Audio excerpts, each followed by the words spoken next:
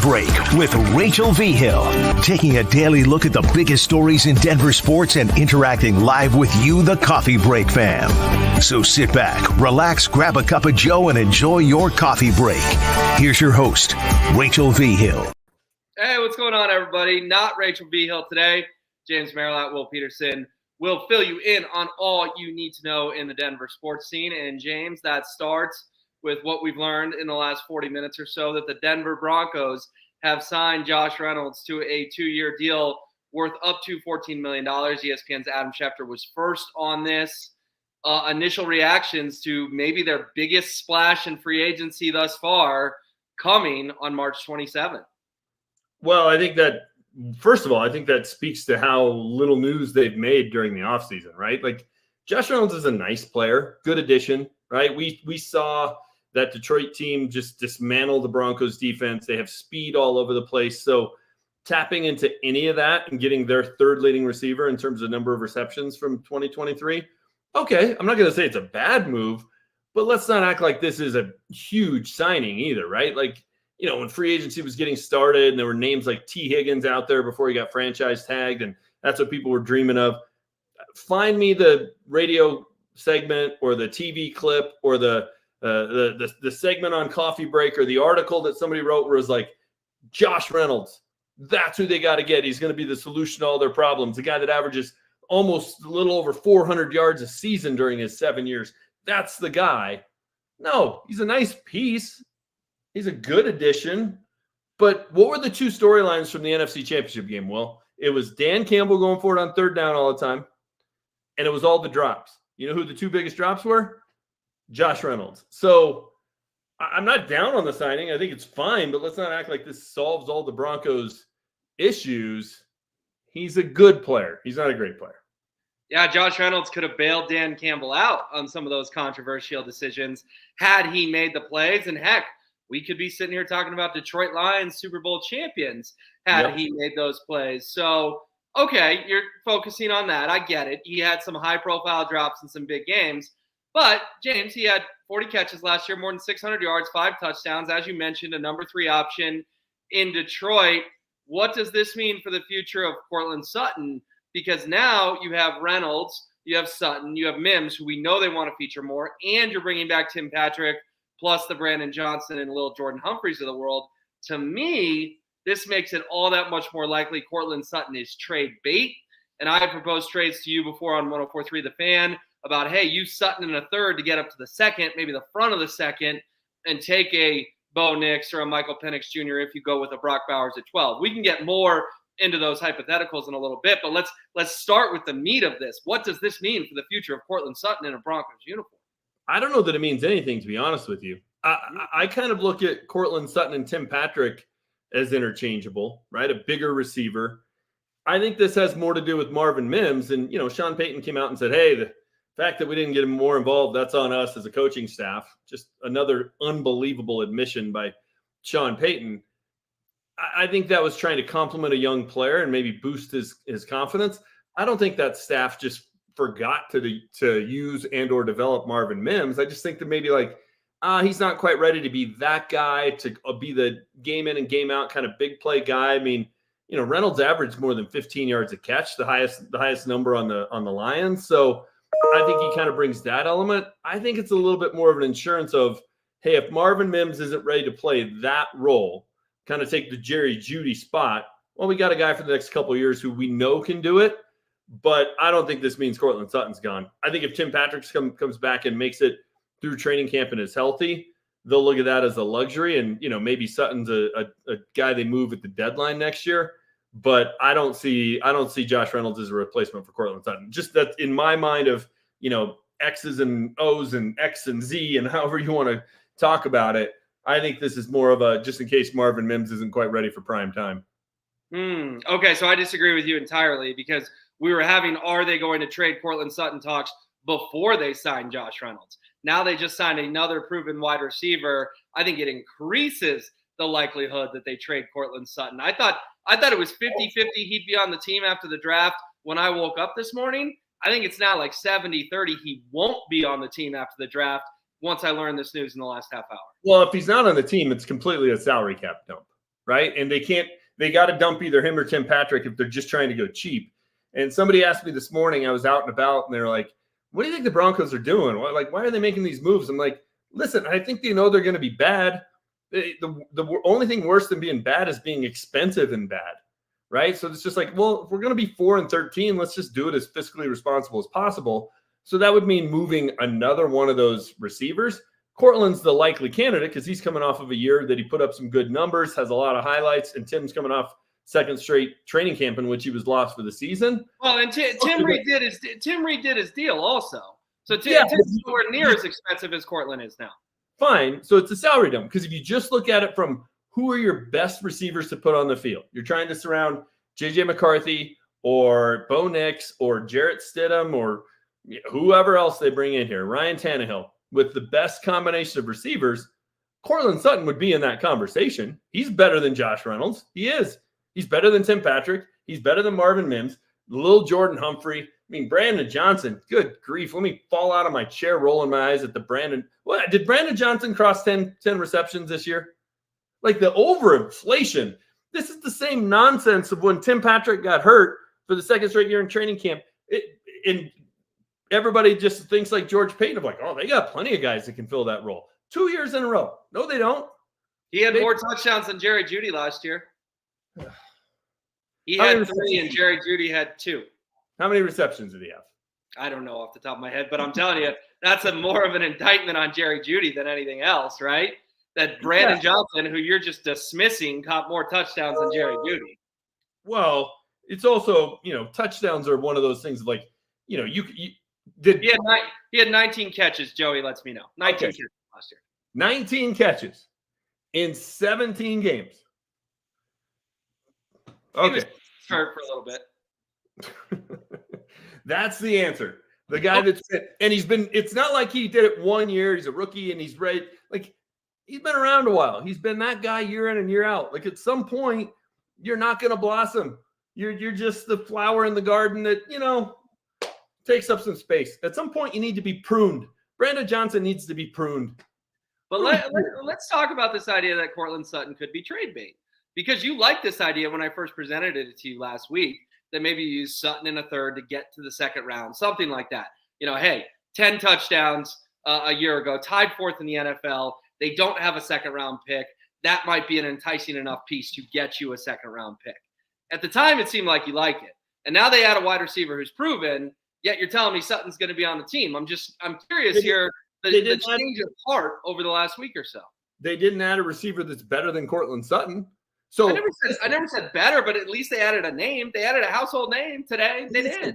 Well, and I said this all year. I said it all the way back when they cut Alberto. And I don't think Alberto would have been the answer, but it was the first time I raised the red flag to everybody of like, this group of supporting skill position guys that Russell Wilson has, they're setting him up to fail. It's not sabotage. That's intentional. This was unintentional, but they still were setting him up to fail. Okay, well, the group is worse now. It's worse with Jerry Jeudy gone. I know everybody dislikes Jerry Jeudy, but Josh Reynolds is not better than Jerry Jeudy. He's not. He had 2.5 times the touchdowns that Jerry Jeudy did. Okay, what was the reception totals? 40. So he got in the end zone a couple of times. I mean, it's like, okay. Last time I checked, his team can't score touchdowns, James. That's the only stat that matters. If a guy has 10 catches and 10 touchdowns, is he the best receiver in the league? Is he a top 5 guy? Yeah, he scored me 60 points. That's 60 points. 10 catches, 10 touchdowns. Like, you can't just focus on one stat. But if they're going to go with the rookie quarterback, they better surround him with some talent. And if they roll out there against the Steelers on opening week, and it's J.J. McCarthy with Javonte behind him and Adam Trautman at tight end and Josh Reynolds and Marvin Mims with little Jordan Humphrey coming off the bench because Tim Patrick got hurt again, he's going to have any success? Like, what are we doing here? I don't know, man. The Broncos plan makes no sense. It really doesn't. And on a daily basis, it just flabbergasts me even more. I'm running out of superlatives to talk about how off base this organization seems to be. Well, I'm excited about Josh Reynolds. James is not. Let's talk about. Wait a minute. I've said he's a good player. Like, he's not a bad. Those 2 minutes you're talking about his drops in the NFC title game. fine. He's a good player. If you add him to the room they already have, great. They improved. If you bring him in and send Courtland Sutton out, you took a step backward. That's all I'm saying. And nobody said at the start of training camp on March 13th, you know who they ought to target? It's Josh Reynolds up in Detroit. That's the guy they ought to go get. Find me that clip. Find me. But now everybody on Twitter, great edition. Really, really love this edition. It's like, God, the orange colored glasses are just something else. I think they're opaque for most people. All right, let's get to the news we were going to lead the show with today, and that is the Broncos will be meeting with Jaden Daniels after his pro day today down at LSU. Ian Rappaport, first to report this, said, hey, it's the first time the Broncos are chatting with him. We quickly pointed out, no. They met with him at the Combine, and Andrew Mason had the clip of Jaden Daniels calling Sean Payton the guru. Remember, Sean Payton loves him some Louisiana. Jaden Daniels went to LSU, talked about how Sean is still a legend in those parts. Broncos going to meet with him today. How real is their interest in Jaden Daniels? And second part, how realistic is their interest in Jaden Daniels? I think their interest is real. I think there's a good chance Jaden Daniels is the best quarterback in this draft. I really do. I think he's a dynamic player. I think he would make any offense better. I think he's the kind of quarterback that gives opposing defensive coordinators nightmares all week leading up to the game. Do I think, at least initially, you probably have to do what Buffalo did with Josh Allen, what Baltimore did with Lamar, and kind of build the offense around him? Probably, because he has a unique skill set. But I don't know that Sean Payton willing to do that. I mean, he had a quarterback that he just let go that was not as good probably at this point in his career as Jaden Daniels is doing that, but he wants a processor, so Jaden Daniels doesn't seem to fit that. But sign me up for the plan if it's Jaden Daniels. I think that'd be great. In terms of realistic, well, my definition of realistic, it's not, because they ain't getting to 2. Sean Payton's definition of realistic, anything is realistic to that guy. Like if there's a 0.0001% chance it could happen, it's realistic. It's possible. So we're getting caught up in semantics, kind of like we did on Denver Sports Tonight. But it's possible. I just don't think it's realistic. Okay, but what about this? Remember, Tom Pelissero reported from NFL owners' meetings that the Commanders have real interest in J.J. McCarthy at 2. That would shake up this whole draft, James.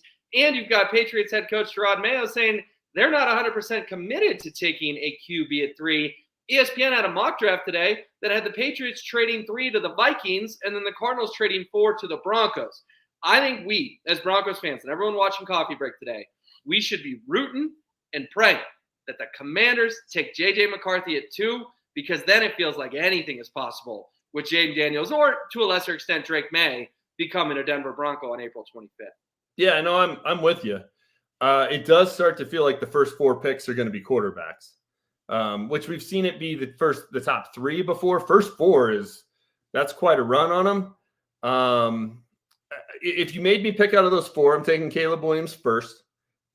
Jaden Daniels is my number 2 choice, and I don't really want either of the other 2 guys. I think the other 2 guys have Sam Darnold and Zach Wilson written all over them. So I would love if Jaden Daniels slipped to 4 and the Broncos could move into that spot. I would. Now, we've talked about it a lot before on Denver Sports Tonight of, do you want to mortgage future? If you're telling me you're giving up the first round pick this year in 25 and 26 to get J.J. McCarthy, I'm not sure I'm sending in my season ticket renewal form.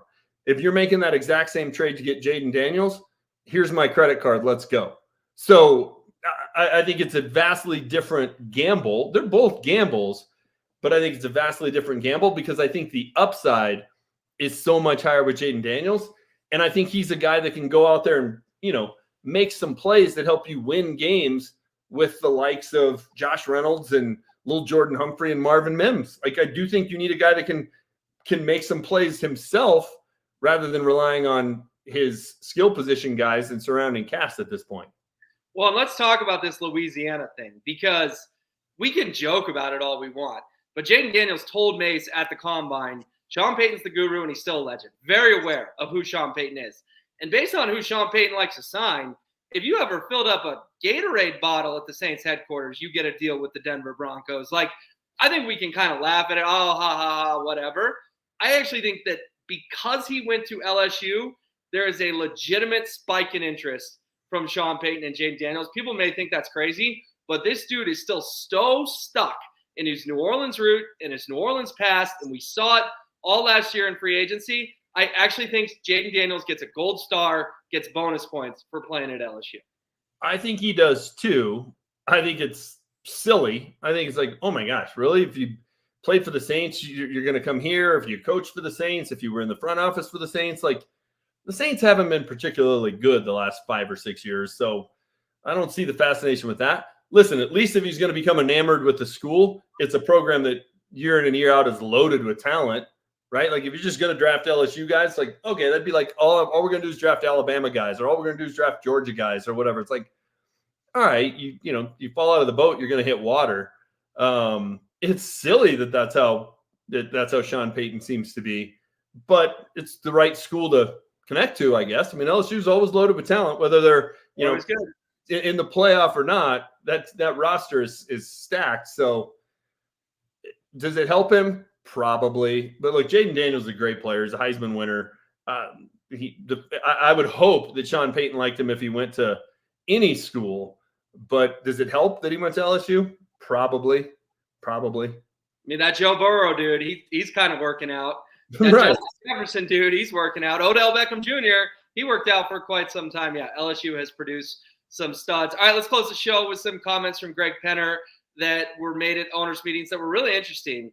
And it reminded me so much, James, of John Elway wanting to win now and now on. Because Greg Penner said they want to be competitive this season and moving forward. It was like, oh, I'm getting a little deja vu here. What do you make of Greg saying they want to be competitive this season? Is that just lip service for the fans? Or do you think the CEO and owner of the Denver Broncos actually believes that? And more importantly, is that actually his standard that he is communicating to his staff?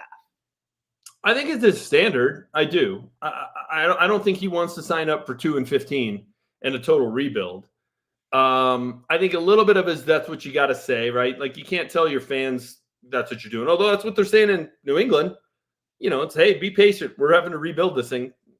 Coming off a 20-year dynasty, that's a little simpler to do versus coming off of 8 bad years. But the biggest problem I have with this, Will, is the disconnect, right? Like you can sell it in New England because you hired Gerard Mayo, first-time coach. He's going to have to learn on the job a little bit. He's going to make some mistakes. By the time he's kind of got his sea legs under him, this young talent will be ready to blossom and the plan's in place.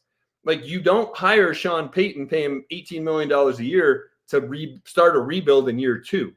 You don't not make trades last year at the deadline and stockpile picks to start a rebuild in year 2. It just feels to me like they don't have a plan. So what Greg Penner said was, we want to win now. We want to build for now, build for the future, blah, blah, blah. It's like, you just don't have a plan. Like there's not a cohesive plan. The right hand doesn't know what the left hand's doing. It's been a problem here for a while, right? They've never had a head coach and general manager in sync, right? George comes in and he has to keep Vic because Vic was part of the hiring crew. And it just, it's always been a little bit of a, not on the same page. That's kind of what this feels like. They've got a really expensive head coach. I don't think he wants to pay Sean Payton $18 million a year to go 4-13 with Jarrett Stidham, but that might be what he's going to get. Well, it's funny you bring that up because I'm going through the combos in my head, GM and head coach. And really the last one and only one that worked in the last 15 years, James, was Elway and Kubiak, because even Elway didn't like John Fox, So it really was in the last 15 years, it was 2 years where the head coach and GM got along. And, what did they do in those 2 years? They won a Super Bowl. So it makes sense. They won a Super Bowl and they went 9-7 with Trevor Siemian, right? Like that was the last time they had a winning season. So it's a great point of those. They have to be in sync. The plan has to be in place and everybody's going in the same direction. We saw this in the owners' meetings too, where Sean is like, oh, yeah, we can trade up. That's realistic. And then George is, get a good player at 12, maybe trade back. Like, could not have been more polar opposite. It just doesn't feel like everybody's rowing in the same direction. It feels like everybody's just got an oar in the water and frantically trying to paddle somewhere.